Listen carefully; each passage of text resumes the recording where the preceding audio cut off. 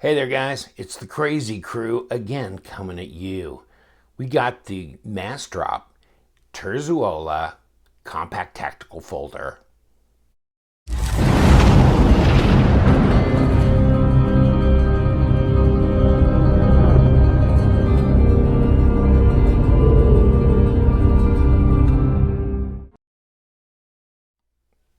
Hey, thanks for joining us.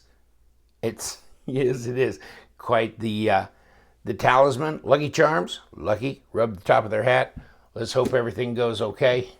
Maybe LTK will shut the hell up, at least after 12 minutes, and let us go.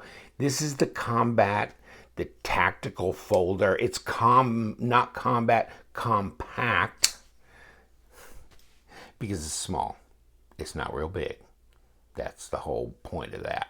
You got titanium pocket clip, you've got G10 scales, you got titanium liners, you have S35 VN blade steel, you have Bob Terzuola logo, but not his name, because his name didn't get put on, which was an actual manufacturing error that happened. S35 VN blade steel. So I got this notice from Massdrop and a $20 rebate or refund, and I'm going, what did I do? What did I do so I can do that again? Nothing. Then they explained, yeah, this was supposed to. It was supposed to have his name on it, and some people might get a little upset about that. I don't. I got his name right here. I got his logo right here. I'm good to go. Oh, by the way, this knife is made, of course, by We Knives in China. In case you haven't been paying attention the last 2 or 3 years, yeah, China does make quality knives. And got a little disc on the top so you can finger flick it. And that's a bronze. This is a bronze, kind of a dirty bronze look. And the same here. I like it. I like it. You know what? This is a nice little carry knife. Now, I've had I have a blue Ferrum Forged Gent. And then I've got a bug out. Benchmade bug out. So this is good company for that. Oh, by the way, don't cut your thumb off when you do this, because you don't have a flipper tab protecting you, and this comes down and makes contact, so don't whip it down too hard. You might cut yourself. You've got a flipper tab here, not real big or doesn't take over the design. It's got jimping on the front. Obviously, it's an internal blade stop. And I can't believe I didn't take this apart. I thought I did. You know what? I didn't. But oh well. Scott bearings on the pivot, ball bearings, a fuller on both sides of this blade. Rex, get out here. So, in this aspect ratio, this CTF knife should look as big as it's going to be. Let's flip them around. And now it looks a lot smaller. And it is smaller than the paramilitary 2. This is an 8 1/4 inch overall length knife. This is definitely not. This is a 3 inch. Well, it's a little bit more. And it's not quite 3 1/4, but it's 3 1/8, and right in between there, add another 32nd. 7.5 overall and 19 centimeters. So, can we say 80? 80 millimeters on this blade? A little over 3 inches.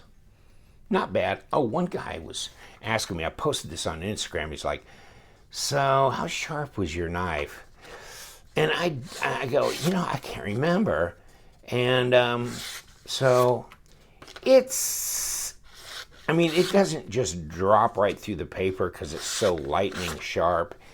It's working sharp. It's reasonable, but it's not, it's not the sharpest I've ever had out of a box. So it's okay. This one guy was saying his was kind of dull. So I don't know. Maybe this can qualify as that, but grabs your you know, the ridges of your skin. It's reasonably sharp. I don't think it's shaving sharp, but it's paper cutting sharp.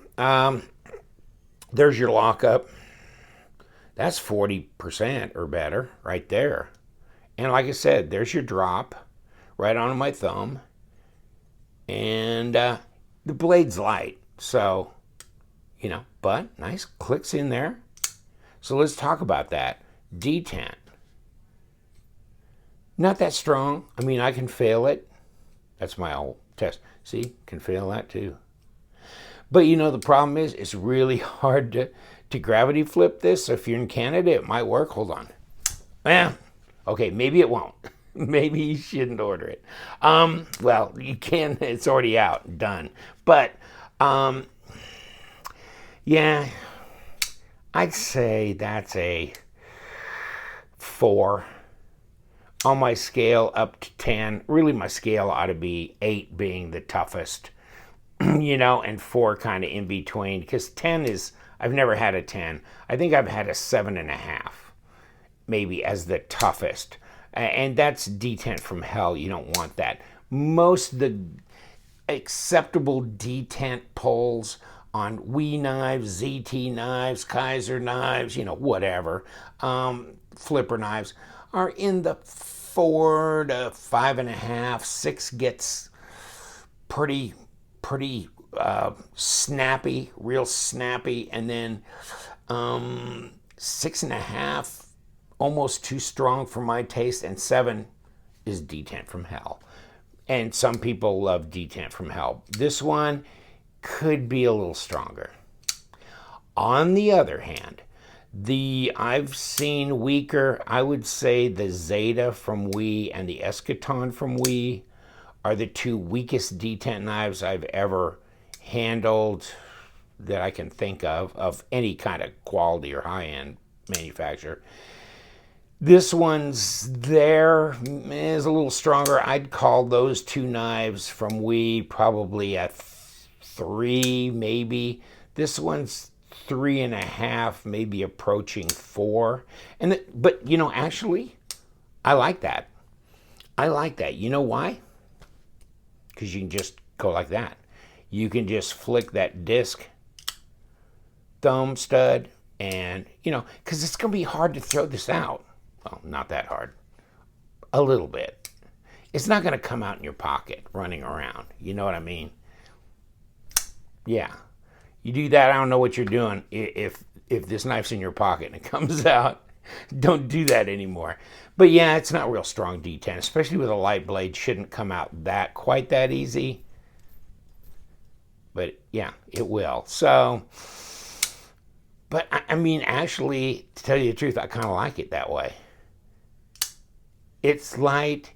It's going to be kind of a light carry, light use knife. Oh, by the way, should have had this out from the beginning, right? There you go. You got this. And, oh, by the way, if you want to, this is like the typical WE knife pouch, right? And you get the you know, microfiber cloth, and, you know, it comes in there, and it's got all kinds of, you know, fuzzy in there to keep your knife from getting scratched up and harmed. And probably the thing you've been saying for the last however many minutes is like, weigh this damn thing up, which is right. 2.96 ounces. 83.9 grams. That's light, my friend. That's light, okay? It's not bug out light, but this is a way more substantial knife than the bug out.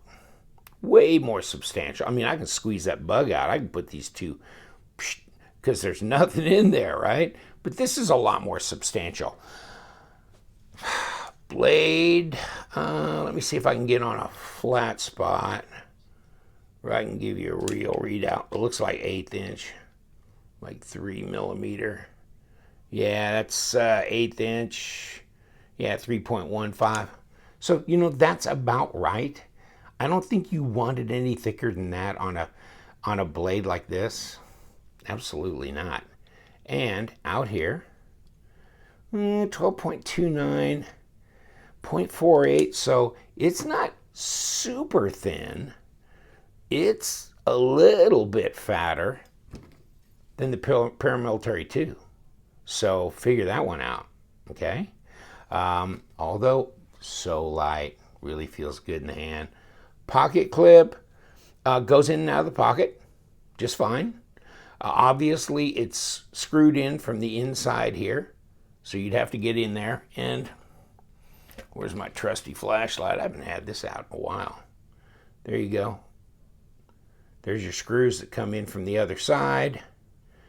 Other than that, not a whole lot going on, but you can see where the screw comes through from the G10 to the liner, then your bearings in here.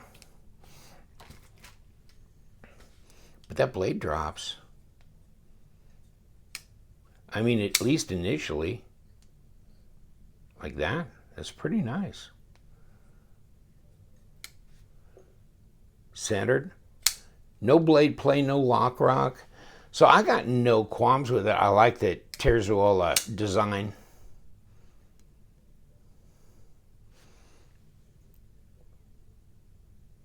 There's your G10. Ergos are fine. It's a little funny, this little flat spot thing that comes up here, but no, it's not a lot of room for your fingers, although you can go forward and then you got more room. But it's adequate for me. If you have bigger hands than me, you're going to be hanging off the end. Unless you go forward, which you have this little area here where you can put a finger, and of course it's good for sharpening purposes as well.